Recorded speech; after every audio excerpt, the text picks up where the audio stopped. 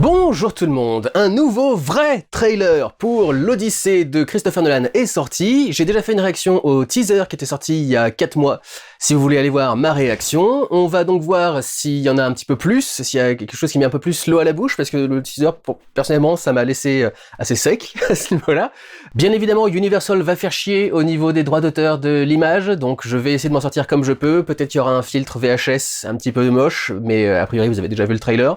Comme j'ai déjà dit, je suis pas fan de tout le tintamarre qui est fait sur l'IMAX et tout le bordel. Il y a à peine une dizaine de salles dans le monde qui permettent de profiter de l'IMAX en plein format tel que il est pensé. Et ça n'est au final que décadrer l'image du cinémascope à du quasi 1.33, 1.43 avec l'IMAX. Donc je vois vraiment pas ce que ça a de si révolutionnaire et de si extraordinaire. Et apparemment, vous aimez à nouveau les films en carré maintenant. Il y a une époque où on disait que c'était pas bien, qu'il fallait retirer les bandes noires du côté de l'écran, etc. Donc, c'est très bien si vous aimez les nouveaux formats de films, mais je trouve ça bizarre comme revirement d'un coup. Mais en soi, ça change rien à l'image qui est présentée, elle a rien de très différent par rapport à une image 35 mm traditionnelle. Donc ça, peu importe, je veux voir ce que le film a à proposer, et on va donc voir ce que ça donne avec ce nouveau trailer. Trêve de bavardage, allons-y.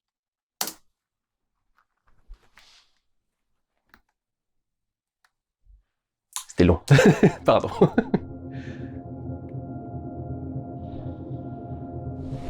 Tell me what you remember. A wife? A son? And then what?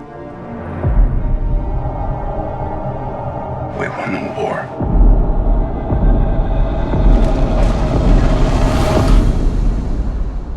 Help me go home.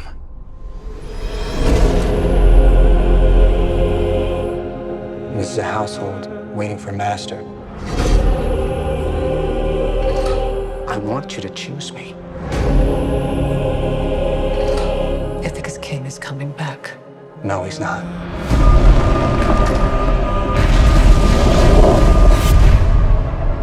What would he do if he came back here and find all these suitors in his house? They're pining for a daddy you didn't even know, like some sniveling bastard. Who's looking after your wife and son? Do you see? My dad is coming home. Bringing vengeance. Bringing it all.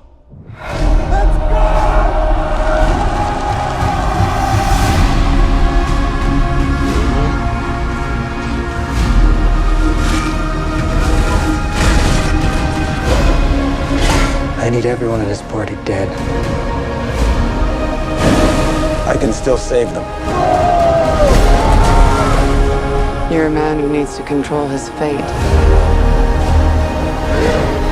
But you cannot control this. That world is gone. No one could stand between me and home. Not even the gods. Keep us free!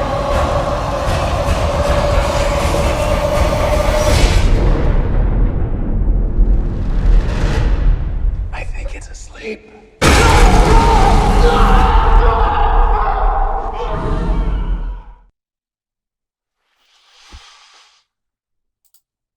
Ouais. Toujours pas très motivé. Et pourtant, j'aime bien les histoires mythologiques et tout le bordel, mais ça me donne pas envie, ça me donne vraiment pas envie. Pour revenir sur quelques images, alors je sais que Christopher Nolan adore le bleu. Alors là, putain, il y a un sacré travail du bleu. Ça ressemble presque à du bleu de Klein, et lui au milieu qui est du coup couleur un petit peu chère, mais un peu dans l'obscurité quand même parce que c'est le matin. Très beau travail du bleu. Là, j'admets. Autant j'ai du mal avec l'étalonnage habituel de Christopher Nolan, autant quand il est réussi, il faut le dire, quoi. Et là, il y a un travail du bleu que j'ai encore jamais vu ailleurs, je crois. Joli plan large sur lui au milieu des décombres au bord de la plage, et j'aime bien parce que du coup ça fait une transition entre le bleu de l'océan et le blanc du désert à côté, qui a un côté intéressant dans le fait qu'on voit qu'il quitte un élément pour aller vers l'autre, et il y a une transition de couleur qui se fait dans le plan pour montrer le truc. Est-ce qu'il a éclairé uniquement au feu de camp ? Comme parce qu'il aime beaucoup Kubrick, et Kubrick est connu pour avoir fait des scènes éclairées entièrement à la bougie dans Barry Lyndon. Donc du coup je me dis, est-ce que là il a éclairé uniquement avec un vrai petit feu de bois quoi à côté du truc, ou est-ce que c'est un éclairage artificiel de cinéma? Je ne sais pas, faudrait voir, mais comme il aime bien dire qu'il fait tout pour de vrai, etc., je me dis, bon, faudrait peut-être. Donc là, c'est Charlize Theron qui joue Circé, il me semble. Ce que je trouve intéressant, c'est justement le parallèle avec le plan dont on vient de parler avec sa femme, Anne Hathaway. C'est le même éclairage, c'est la même mise en scène. Donc il y a une projection entre les deux qui est faite et qui pourra peut-être être intéressante narrativement dans le film, je sais pas exactement, mais je sais qu'elle essaye de le maintenir sur son île, Circé. Je suis pas un connaisseur de l'histoire de Odysseus, ou Ulysse, selon la langue, mais il me semble bien qu'elle essaye de le maintenir sur son île, et donc du coup, peut-être se faire passer pour sa femme, peut-être qu'il y a un jeu qui va se faire là-dessus, mais je trouve intéressant que ce soit exactement la même mise en scène pour les deux scènes, en fait. Là, par exemple, ça a l'air presque éclairé uniquement grâce au feu. Je dirais quand même qu'il doit y avoir une lumière cachée derrière le cheval, je pense, par exemple, pour éclairer le plafond du petit abri, là, derrière le cheval. Je pense qu'il doit y avoir une lumière en plus, un renfort, parce que les petites flammes qui sont là n'éclaireraient pas le plafond autant, je pense pas. Mais ça a l'air effectivement d'être un éclairage quasi naturel, avec donc les gardes bien placés à côté des feux pour qu'on les voit en silhouette quand même, et pareil pour les soldats qui sortent du cheval de Troie. Je me demande si les habitations derrière sont vraies, si elles sont vraiment dans le décor, ou si c'est une fausse perspective avec une maquette. Parce que ça a l'air un tout petit peu étrange comme perspective vu comme ça, mais c'est peut-être juste parce que la lumière provoque un effet particulier, mais je trouve ça intéressant. Je serais curieux de savoir comment est-ce qu'il décadre de ce plan-là au plan IMAX. Est-ce que le cheval serait plus vers le haut du plan, et du coup il y a un côté où il domine un peu plus la scène, ou est-ce qu'il serait au milieu et c'est juste il a recentré le truc. Le rendu serait pas forcément plus intéressant, mais si en IMAX c'est cadré où le truc est vraiment en haut du cadre, il y a vraiment un côté où ça dominerait absolument tout le reste du plan et ça pourrait être intéressant. Ça, je trouve ça particulier. Je me demande si c'est une vraie démolition, parce que il y a un côté très Twin Towers et 11 septembre à cette façon de faire tomber la tour qui, à mon sens, avec une tour de pierre, pencherait plus sur un côté ou un truc dans ce genre-là, elle s'écoulerait pas sur elle-même. Enfin, je pense pas. Sans faire mon théorie du complot, cela dit. Mais et vous voyez, ce qui est intéressant, c'est à quel point la fumée récupère toute la lumière et la redisperse un peu partout. Ce plan est vachement plus éclairé que le reste, et c'est principalement à cause de la fumée. C'est pas tant le feu qui serait resté un peu plus dans son coin, mais la fumée va du coup, dans les particules qui sont dans la fumée vont capter la lumière et la réfléchir un peu partout, donc du coup c'est beaucoup plus lumineux sur ce plan-là. Et donc il y aurait presque du rouge dans ce plan. Pour un mec qui fait que du gris et du bleu, il y aurait presque un petit peu de rouge sur la peau là. C'est dis donc, quelle audace, Christopher. Il aime bien le mettre isolé dans des grands environnements. C'est là, il est en train de marcher sur une marée montante. Il y avait les plans sur le bateau en plein milieu de l'océan. Donc il aime bien montrer le côté isolé et perdu au milieu d'un truc gigantesque. Et à nouveau, on a un sacré dégradé de bleu en fait dans cette image, avec l'océan au fond, le ciel reflété par la marée montante en bas là. Il y a un beau travail du dégradé. Donc là, sur Pénélope, devant son métier à tisser, on voit qu'il a toujours cet étalonnage extrêmement contrasté, ce que je trouve un peu étrange. Quand tu tournes en IMAX, en pellicule, tu, justement, essayes de profiter un peu de la dynamique assez large. La dynamique, c'est l'écart entre le noir le plus sombre et le blanc le plus clair dans ton image. Et justement, avec de la pellicule, tu peux, en principe, avoir pas mal d'informations dans les zones les plus sombres. Et je trouve bizarre de les boucher comme ça, systématiquement. Mais c'est peut-être pour transmettre que la situation est désespérée, peut-être un contraste très fort, des noirs très marqués, pour marquer que la situation est pénible. C'est peut-être ça l'idée.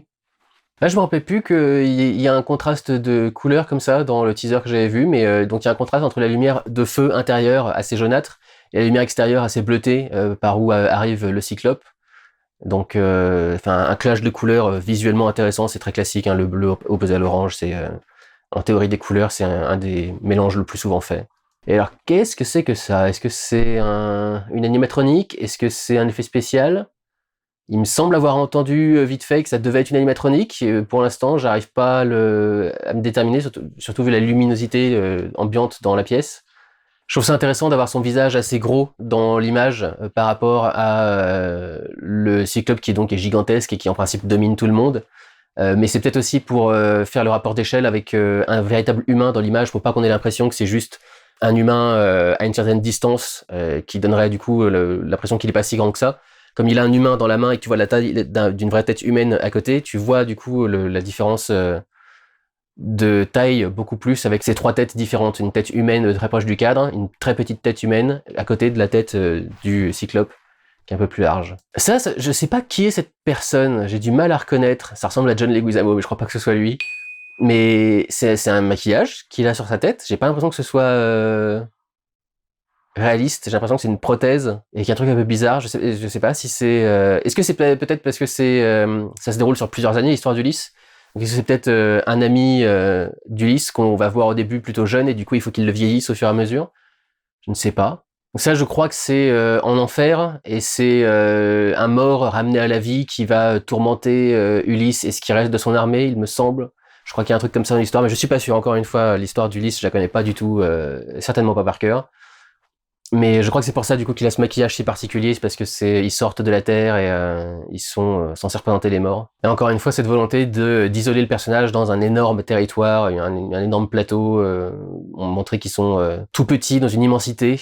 Le contraste encore une fois entre le orangé et le bleu. Ça c'est sympa comme idée, la créature qui sort de la terre avec le drap qui se mélange à la terre, etc. Mais je trouve qu'on sent un petit peu trop l'astuce de tournage avec la fosse qui a été creusée pour mettre l'acteur dedans.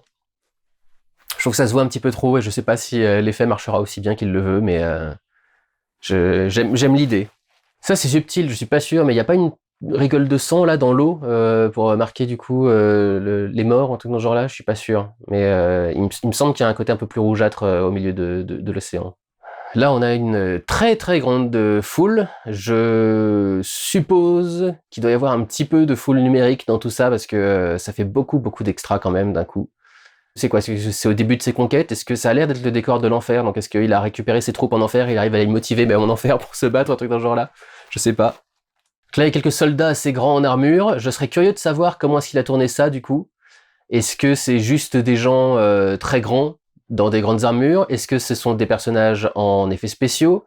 Est-ce que, par exemple, est-ce qu'il a tourné avec des enfants ou des adolescents, par exemple, pour remplacer les adultes humains normaux, pour donner du coup une plus grande impression d'échelles différentes? Je me dis, c'est une scène où il y a pas mal de brume, ça pourrait être utilisé pour camoufler un petit peu les effets spéciaux comme astuce pour que les effets spéciaux soient un petit peu atténués par la brume et du coup passent pas peut-être un peu plus réels. Je ne sais pas, mais ça pourrait être intéressant de savoir comment est-ce qu'il a fait ça. Il y a le soldat projeté contre l'arbre et qui le coupe en deux, qui peut transcrire un petit peu la violence du truc, mais franchement, ça me donne pas trop envie comme scène de baston. C'est pas très attirant, pas trop intéressant. C'est peut-être juste moi, mais je reste assez devant un truc assez classique au final. J'ai l'impression que le rapport de hauteur se voit un petit peu moins aussi dans ce plan-là. Il y a dans le fond là, il y a un soldat en armure et un soldat de Ulysse juste à côté. Et ils ont presque l'air d'avoir la même taille. Juste un petit peu plus séparés, je sais pas. Là j'aime bien ce contraste, c'est un peu plus original que le bleu et le orange qu'on a eu jusque-là, mais ce mélange de bleu très pâle et ces couleurs chair, beige, c'est les deux seules couleurs qu'il y a dans le truc. Il y a la couleur de la peau, la couleur de la toge, la couleur du sable, qui sont à peu près dans les mêmes teintes, et en même temps ce bleu pâle qui se retrouve aussi un tout petit peu dans la robe de Circé. Pour le coup c'est joli comme contraste, un truc très, très crème au niveau des couleurs. Joli étalonnage à nouveau. Est-ce que c'est le même chien qu'on voit là en tout petit chiot et un peu plus tard manifestement en train de mourir sur le sol et beaucoup plus adulte? Est-ce que c'est un petit chien qu'on a confié à quelqu'un du coup au début du voyage ou un truc dans ce genre-là? Je sais plus. Il y a peut-être un cadeau effectivement de Ulysse à Télémaque à un moment ou à un autre. Je sais plus. Mais là aussi on voit un contraste avec deux couleurs principalement à l'écran, le bleu un peu marin, on va dire, du cuir, et puis le blanc de la toge qui est en dessous, et du chien aussi, qui se marie bien avec la couleur des rochers derrière, etc. Donc il travaille des contrastes intéressants parfois dans ses plans. Et je note aussi la robe rouge de Pénélope, qui est, je crois, la seule trace de rouge véritablement qu'on ait eu depuis le début du trailer. Donc ça peut être utilisé pour une scène intéressante, ça peut être utilisé pour distinguer Pénélope d'absolument tout le reste. Ça peut avoir un sens particulier, je ne sais pas. Donc là, à nouveau, un plan très très large, avec une petite foule dans un grand environnement. Je vous dis encore une fois, c'est une idée qui revient régulièrement. La petitesse de cet équipage par rapport à la grandeur de l'aventure, par rapport aux dieux qui s'affrontent, parce que du coup, c'est les dieux qui empêchent Ulysse de retourner chez lui. Donc, c'est une image qui marche bien. Après, typiquement, ça, c'est un plan. Déjà, là, en scope, il y a beaucoup de vide. Imagine-le en IMAX en plus, avec beaucoup plus de ciel et beaucoup plus de sol en dessous. Les personnages sont vraiment complètement isolés dans le cadre, et il y a quasiment rien d'intéressant pour habiller le reste. Encore une fois, je trouve pas que l'IMAX apporte quoi que ce soit d'intéressant. Petite contre-plongée sur le Cyclope qui les pourchasse dans la forêt. Là aussi, ça pourrait être juste un truc un peu grugé avec des arbres un peu petits ou des miniatures. Peut-être une grande animatronique du Cyclope dans une véritable forêt. Peut-être entièrement CGI, j'en sais rien. C'est intéressant d'avoir mis la source de lumière derrière, du coup avec le soleil, pour avoir quelque chose d'assez sombre au niveau des arbres et surtout au niveau du visage du Cyclope. Ne pas trop l'éclairer, du coup pour le rendre un petit peu menaçant, même en plein jour, ne pas trop voir les détails de son visage, ou en faire une figure sombre, même en plein soleil, pour maintenir le côté un peu menaçant, du coup. Là aussi ça fait bizarre, les rames très très jaunes, très pétantes dans cette image très contrastée du coup, et surtout très très bleue. Tu les vois vraiment bien ressortir, c'est intéressant. Donc là, un plan qui, pour le coup, est très clairement en CGI. Il n'y a pas des vortex dans l'océan comme ça, naturellement. Donc, on voit quand même que, oui, il utilise des effets spéciaux quand il y en a besoin. Du coup, je sais pas où est-ce qu'il l'utilise ailleurs dans le film, mais c'est juste pour qu'on arrête le délire du « il a tout fait pour de vrai », etc. Il y a quand même des trucs que tu dois gruger en effets spéciaux. Et dans tous ses films, il a grugé des trucs avec des effets spéciaux. Il y a des effets spéciaux dans plein de ses œuvres, notamment les Dark Knight, par exemple.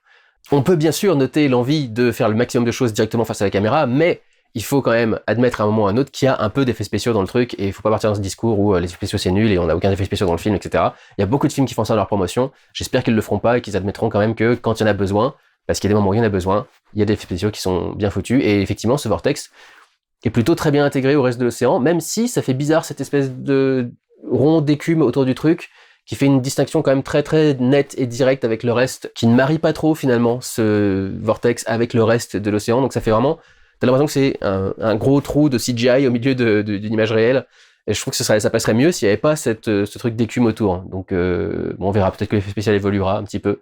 Mais là, comme ça, je trouve que ça fait un petit peu trop... Ça accentue le fait que ce soit fake, en fait. Je trouve ça dommage. Et j'aime bien le fait que tout soit bleu ou gris, et que t'aies ce truc un petit peu couleur chair de la voile, un petit peu rouge, qui du coup distingue le vaisseau de tout le reste et qui montre à quel point il est petit par rapport au danger du vortex, des récifs qui sont à côté avec les montagnes et tout ce qui s'ensuit.